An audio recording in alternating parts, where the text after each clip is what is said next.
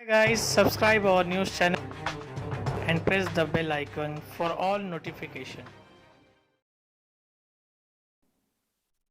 तो सर जो uniform civil code है इसका एक्चुअल मीनिंग क्या है? यूनिफॉर्म सिविल कोड देखिए, हमारा देश जो है ना, अलग अलग समाज, अलग अलग लोगों से मिल के बना हुआ है। यहाँ पे एक ही समाज के लोग इस देश के अंदर कभी भी ना थे, ना कभी रहेंगे। इसमें अलग अलग परंपराएं, अलग अलग प्रथाएं, अलग अलग जाति के लोग इकट्ठा आके भारत का संविधान ने एक डाइवर्सिटी के साथ हमारा संविधान बना हुआ है। अब इसमें यूनिफॉर्मिटी मतलब कि एक ही, सबके लिए एक ही रूल। इस बात को लेके इस देश में फिलहाल बहुत ज़्यादा चर्चा छिड़ी हुई है। मेरे हिसाब से यूनिफॉर्मिटी हमारे कंट्री में आ ही नहीं सकती। क्यों? क्योंकि यहाँ पे एक पंथ या एक संप्रदाय या एक जाति के लोग यहाँ पे है ही नहीं। और हमारा संविधान देश का आर्टिकल 19, आर्टिकल 21, इवन आर्टिकल 25 अपनी सारी परंपराओं को, अपने धार्मिक रीति रिवाजों को मानने की मान्यता देता है और उसके हिसाब से चलने की हमें मान्यता देता है। तो ये हमारा भारत का संविधान हमें देता है।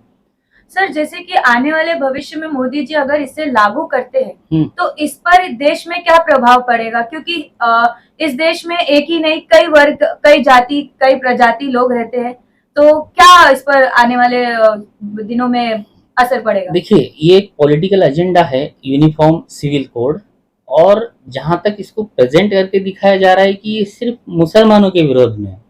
और मुसलमानों के विरोध में सिर्फ एक बात को लेकर बताया जा रहा है कि चार शादी का राइट मुसलमानों से छीन जाएगा। इससे ज्यादा और कुछ बताया नहीं जा रहा है। आप किसी भी न्यूज को देख लो, किसी भी चीज को देख लो, तो जहां तक मेरी समझ आ रही है कि हर मीडिया हाउस इसको इस तरह से बता रहा है कि शादी का हक छीन जाएगा।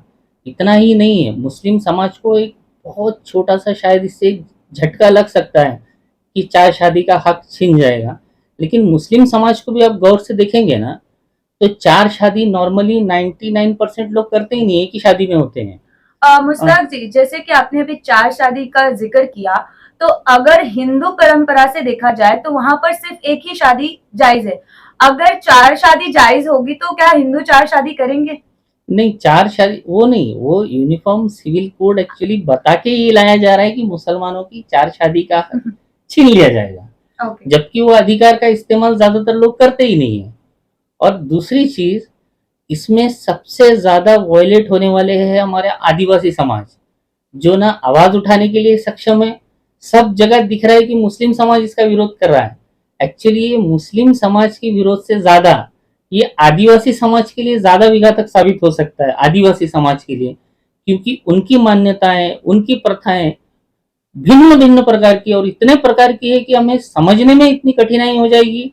जैसे आसाम के ट्राइबल्स है, अलग उनकी परंपराएं हैं। मणिपुर के अलग परंपराएं हैं। जो नागालैंड की है अलग परंपराएं। इवन महाराष्ट्र में विदर्भ के जो आदिवासी, उनकी परंपराएं अलग है। हम कह सकते हैं कि महाराष्ट्र, इंडिया एक ऐसा देश है जहाँ पे हर एक हिंदू, मुस्लिम, सिख, ईसाई सब कोई रह सकता है। हाँ। और हर किसी की अलग अलग रीति और परंपरा है। तो इस हिसाब से अगर देश में एक देश एक कानून अगर लागू किया जाता है तो क्या प्रभाव पड़ेगा लोगों को? नहीं, ये मुमकिन ही नहीं है। मेरे हिसाब से ये मुमकिन ही नहीं है। अगर हमारे धार्मिक स्वतंत्रता को अगर ये चीज आघात करेगी। वैसे भी संविधान में हर एक चीज की अलग अलग परंपरा के हिसाब से अलग अलग कानून बनाया गया है। जैसे कि हिंदू मैरिज एक्ट हो गया और 3 तलाक हो गया। इन सब मुद्दों को अगर ऊपर बात करेंगे तब ये एक कानून में कैसे तब्दील होगा? नहीं, देखिए, मैं फिर इससे एक बात बोल रहा हूँ। मुझे तो मेरा पर्सनल ओपिनियन अगर आप सोचेंगे ना, तो किसी तरह का कोई यूनिफॉर्म सिविल कोड आने वाला नहीं है। ये एक बोलते हैं ना, एक प्रोपेगेंडा है, इलेक्शन प्रोपेगेंडा है। जो चीज मुमकिन नहीं है, अगर वो उनको इम्प्लीमेंट करनी होती तो आदिवासी समाज के नुमाइंदों को बुलाते, मुस्लिम समाज के नुमाइंदों को बुलाते और इस पे सविस्तर चर्चा करते कि इसमें क्या रास्ता निकाला जाएगा। क्योंकि जो फंडामेंटल राइट है, जो धार्मिक स्वतंत्रता है, उस पर आड़ ना लाते हुए अगर यूनिफॉर्म सिविल कोड आता तो शायद वो इम्प्लीमेंट हो पाता। और संवैधानिक बेसिक ढांचे को हटा के कोई भी इस चीज को ला नहीं सकता। मेरे हिसाब से एक प्रोपेगेंडा है। तो